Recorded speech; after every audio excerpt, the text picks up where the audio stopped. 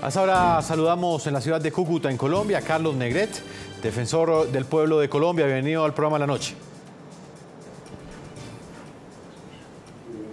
Muy buenas noches a ustedes y muchas gracias por volverme a invitar al programa, Jefferson. Pues, defensor, lo hemos invitado hoy y le agradecemos que esté con nosotros porque usted ha sido una de las primeras voces institucionales que ha encendido las alarmas, ha emitido las alertas correspondientes frente a este denominado Plan Pistola que amenaza a nuestros policías en Colombia. Me gustaría que usted le explicara, según la información que usted conoce, en qué consiste el denominado Plan Pistola que ya deja por lo menos 14 víctimas mortales en solo 2 semanas en Colombia.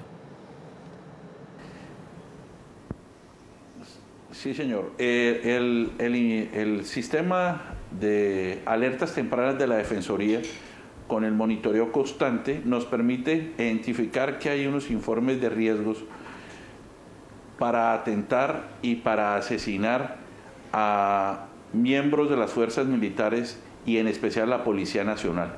Por eso, desde la Defensoría hemos alertado y prevenimos que este asunto, estos asesinatos y estos atentados tienen que parar, y menos contra la fuerza pública. Por eso le hemos hecho un llamado a las fuerzas militares, a la Policía Nacional, para que redoblen las medidas de protección, especialmente a los policías y a los soldados de Colombia, con medidas de protección como pueden ser un redoblamiento en el tema de la inteligencia policial y militar.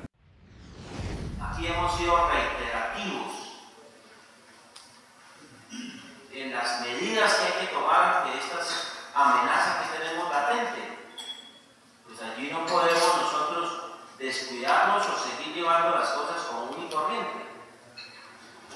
Y hemos visto los casos donde se les dice, se les llama, no salgan y salen. Se les dice no anden solos. Las dos cosas como mínimas que hemos dicho y que los comandantes deben verificar y deben generar instrucciones claras, objetivas y reales y verificables, es precisamente lo mínimo. Cambien las rutinas. Señor defensor del pueblo, usted en este momento hace una radiografía, digamos, de la forma como están operando mejor estos grupos criminales en esta amenaza que le han hecho a los policías. Le voy a hacer una pregunta muy simple y muy básica, y es la que en este momento se están haciendo muchos televidentes. Si las personas que están a cargo de protegernos, de cuidarnos, a nosotros los ciudadanos, están amenazadas, están bajo riesgo y son vulnerables, ¿qué pueden esperar el resto de los ciudadanos? ¿Qué les puede usted decir a ellos?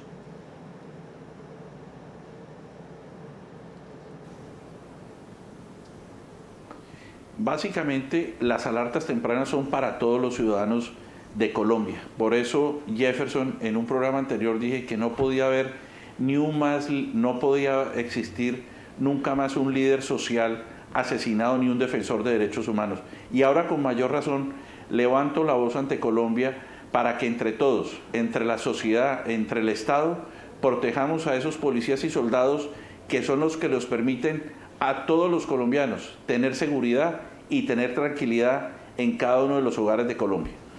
Señor defensor del pueblo, hablábamos también con Salud Hernández y con el senador Antonio Navarro, que están conmigo aquí en los estudios de NTN 24, sobre el impacto que ha generado este Plan Pistola al interior de las filas de la policía. ¿Usted cree que en este momento hay temor al interior de los uniformados? No. La Policía Nacional y el Ejército y las Fuerzas Militares en general nunca tienen miedo, porque gracias a ellos nos protegen y nos garantizan la vida, la honra y, qué pena volver a reiterar, la integridad. Los policías y los soldados de Colombia no tienen miedo, nunca lo han tenido ni lo podrán tener, porque esa es la herramienta que tenemos la sociedad para que nos proteja. Señor defensor, lo cierto es que muchos ciudadanos sienten que nos estamos devolviendo a la época de Pablo Escobar, donde la vida de los uniformados tenía un precio. En este momento hay precisamente unos diálogos de paz con el ELN que vienen a ser como el Pablo Escobar de nuestra época, que son los que están pagando esos 2 millones de pesos por cada policía asesinado. En ese contexto, ¿usted cree que tiene sentido un proceso de paz con esta organización criminal cuando ellos están pagando ese dinero por asesinar a nuestros policías? Creo que la paz está por encima de cualquier equivocación de estos grupos ilegales como el ELN, pero sí les hacemos un llamado de atención para que cesen las extorsiones, para que cesen los secuestros y que cesen los asesinatos contra los policías de Colombia. Defensor, y entonces en ese momento, según la información que usted tiene, ¿qué medidas están tomando las autoridades para frenar esta ola de asesinatos? Y se lo pregunto porque usted me lo decía en una respuesta anterior, que definitivamente más que policías, ellos también son ciudadanos, son seres humanos que están cuidando a todas las personas de la sociedad. Yo creo que la Policía Nacional y las fuerzas militares están en este momento redoblando todos sus sistemas de inteligencia para evitar un nuevo homicidio, un nuevo asesinato en algún miembro de ellas mismas. Señor defensor, ¿usted cree que este plan contra la policía obedece a una estrategia para obtener algún tipo de beneficio político? Y se lo digo, por ejemplo, en el contexto del Clan del Golfo. ¿Hay información en esa dirección? No tengo información, pero el Estado, el gobierno, a través de las fuerzas militares y la Policía Nacional, tiene que perseguir todos estos actores violentos para evitar asesinatos como los que estamos viendo los últimos días. Defensor, ya para terminar esta amable entrevista que usted nos concede, lo dije al comienzo, usted fue esa voz institucional que reveló que se estaban ejecutando en algunas zonas del país asesinatos que eran pagados por grupos criminales, un plan pistola contra los uniformados. También lo hicimos acá en Noticias RCN y en el programa La Noche con unos documentos que logró nuestra jefe de investigaciones, Harriet Hidalgo. En este momento hay muchos policías que están viendo esta entrevista y realmente están muy, pero muy asustados, inclusive familiares de ellos, hermanos, esposas. ¿Qué le puede decir usted a estas familias que siguen este programa y de alguna manera les genera miedo saber que sus seres queridos están en riesgo? Les quiero manifestar que todos tenemos un Dios y todos tenemos una Virgen que nos protege. Y todos vamos a rodear a las fuerzas militares y a la Policía Nacional para ser nosotros ahora los garantes, manifestándonos ante los medios para que esto no vuelva a ocurrir y no ocurra ni un asesinato más de un líder social, ni un defensor de derechos humanos, pero aún menos ni de un policía ni un soldado de la patria. Defensor del Pueblo, le agradecemos el tiempo que usted le ha concedido al programa La Noche.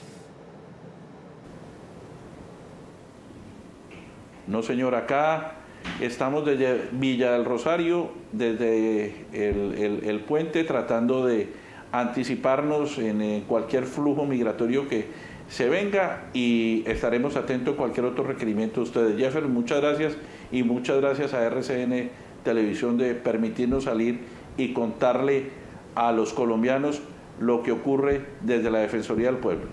Defensor del Pueblo, Carlos Negrete, gracias por haber estado con nosotros. Continúo con nuestros invitados acá en nuestros estudios. Salud Hernández More y el senador Antonio Navarro. Salud, frente a lo que le preguntaba específicamente al defensor sobre el impacto que tiene esto en la ciudadanía, existe ese riesgo, ¿no? Que los ciudadanos pierdan la fe en esa paz que les prometieron y que muchos esperaban que íbamos a tener luego de este proceso, y en este momento se encuentran con esto. Termina la ciudadanía asustada porque las personas que lo protegen están en bajo amenaza. No, pero es verdad, no se me había ocurrido la pregunta esa que le has hecho, que es cierto. Es decir, si resulta que el propio director de la policía les dice que no salgan y que se protejan, entonces ¿quién va a proteger a los que tienen que salir y estar fuera, ¿no? Es una contradicción. Es decir, pero uno no siente que haya medidas contundentes ni una posición fuerte del Ministerio de Defensa y menos de la policía. Es decir, es increíble que el comandante, el director general de la policía les diga no salgan. Es decir, no salgan tampoco de uniforme y no salgan. Pues no, ¿cómo no van a salir de uniforme si son policías? Es como si en México les dicen, no, ustedes, es decir, más que corren unos riesgos que incluso mayores en estos momentos que la policía colombiana. Es decir, no, ustedes no salgan de sus casas, en fin, ¿qué van a hacer? Además, como digo, es que hay muchos estaciones de policía en todos esos pueblos donde son fuertes, tanto el Clan del Golfo, los gaitanistas, que son lo mismo, o el ELN, que ya son búnkeres, que si hay un ladrón, no los persiguen. Es la propia gente la que tiene que perseguir a los ladrones, y por eso a veces son fuertes la guerrilla y son fuertes las bandas mafiosas, porque ellos tienen la responsabilidad de proteger a la población contra los ladrones o contra otras cosas que son lo que tendría que hacer la policía, porque la policía, su único objetivo en esos sitios es salir vivo. Entonces es absurdo, pero yo hacía mucho tiempo que no sentía miedo, por mucho que diga el defensor del pueblo, policías en Bogotá con miedo, yo no lo había sentido hace tiempo. Y ahora existe ese miedo, cosa que es absurdo, porque es decir, eso ya deja a la ciudadanía demasiado desprotegida. Sí, senador, es una contradicción, la verdad. Senador Antonio Navarro, ¿qué opina usted de este punto? ¿Es una contradicción el planteamiento que hacíamos con el defensor, el temor que existe en los ciudadanos de ver que quienes nos protegen en este momento prácticamente están en una situación de vulnerabilidad igual a la que sienten algunos ciudadanos en las grandes ciudades? Bueno, yo sí creo que se sobredimensionó los efectos que podría tener el acuerdo con las FARC, ¿no? Aquí un poco se dijo que ahora sí por fin había cambiado la historia de Colombia, y con el acuerdo con las FARC íbamos a tener un país totalmente distinto. Eso estaba sobredimensionado, obviamente. Primero porque con las FARC no fue el primer acuerdo de paz en la historia de Colombia, se han hecho otro montón desde 1990 hasta hoy.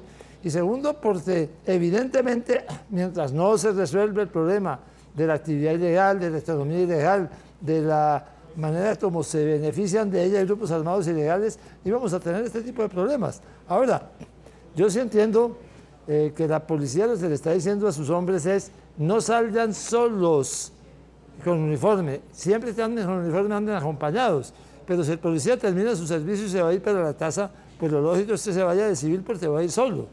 Pero sí es necesario, para protegerse unos a otros, que los policías andan en parejas o en grupos más grandes. Uno entiende eso como algo evidente, pero no creo que se esté diciendo que no cumplan con su función de estar, garantizando seguridad en las regiones. Ahora, lo que Salud dice es cierto también.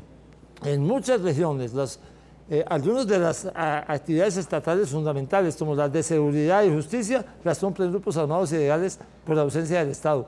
Por eso necesitamos que ese Estado llegue a esas regiones marginales donde por la ausencia del Estado las funciones estatales las cumplen grupos ilegales. No, incluso muchas autoridades han dicho que ese es el reto institucional que tiene en este momento el Estado colombiano y sus Fuerzas Armadas, de copar esos territorios donde antes estaban las FARC y en ese momento queda prácticamente un vacío de poder que están tomando agrupaciones criminales como el ELN y el Clan del Golfo. Vamos a hacer una segunda pausa comercial y ya regresamos a la parte final de este programa de la noche.